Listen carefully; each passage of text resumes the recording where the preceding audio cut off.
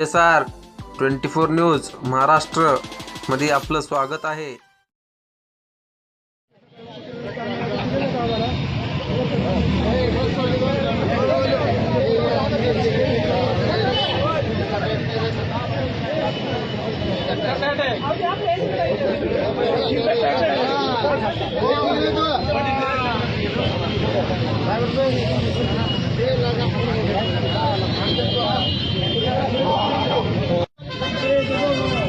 राजकारणासाठी मुसलमानांनी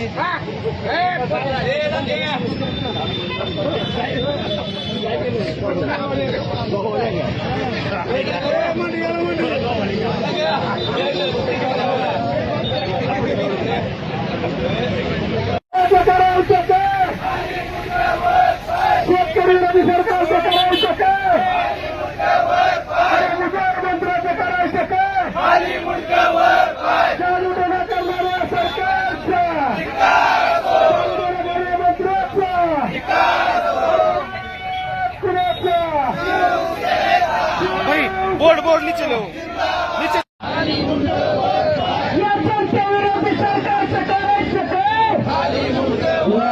सन्माननीय आमदार कैलासदादा पाटील तसेच उमरगावचे आमदार सन्माननीय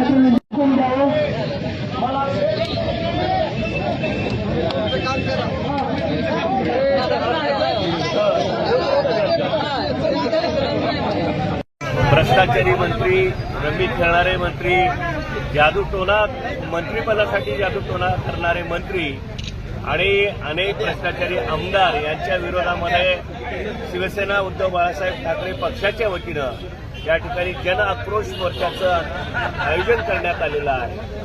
या सगळ्या मंत्र्यांचे भ्रष्टाचार उघड होत असताना मंत्रिमंडळातील प्रमुख जे आहेत, मुख्यमंत्री जे या मंत्र्यावर कारवाई करण्यासाठी हतबल आहेत, हे या ठिकाणी आपण गेली काही महिने आपण पाहतो आहोत।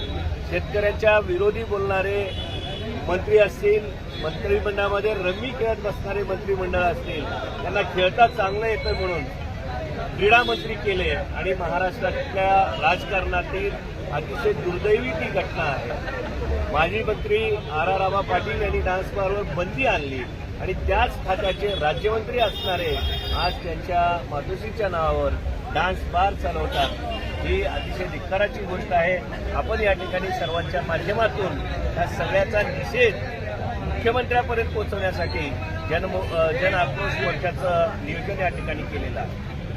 महाराष्ट्र राज्याच्या मंत्रिमंडळामध्ये कलंकित मंत्री, कोण जादूटोणा करतंय, कोण हनी ट्रॅपमध्ये आहे, कोण डान्स बार चालवतंय, कोण पैशाची बॅग घेऊन बसतंय, कोण रमी खेळतंय, असं महाराष्ट्राच्या स्वातंत्र्य झाल्यापासून, महाराष्ट्राची निर्मिती झाल्यापासून एवढे कलंकित मंत्री कुठल्याच मंत्रिमंडळात नव्हते। तेवढे कलंकित मंत्री ह्या शिंदे, फडणवीस आणि पवार सरकारमध्ये। त्या मंत्र्यांचं खरं रूप म्हणजे महाराष्ट्र सुद्धा ओशाळा आहे।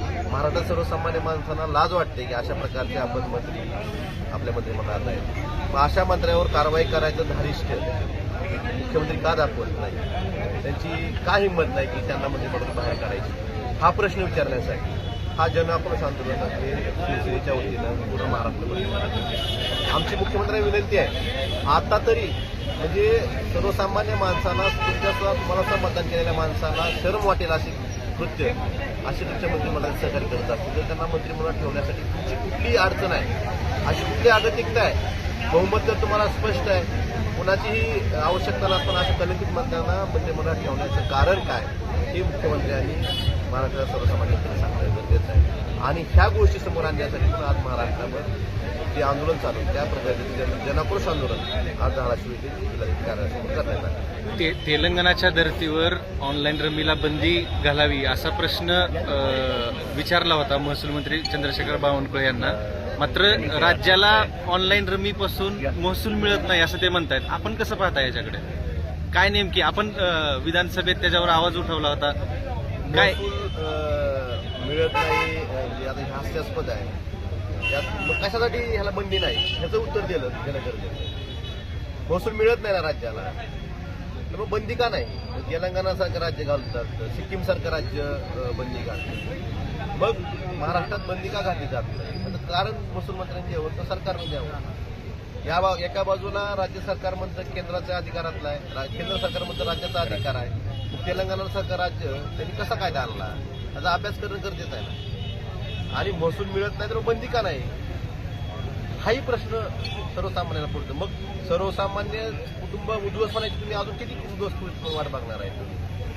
काही योग्य आहे म्हणजे ऑनलाईन गेम ह्या तुमच्या महसूल तर मिळत नाही म्हणतात तुम्ही मंत्र्यांचं. तुम्ही सांगितलं की मंत्री म्हणतात महसूल मिळत नाही, मग महाराष्ट्र राज्यात का चालू आहे ह्याचं उत्तर सरकारनं देणं गरजेचं आहे.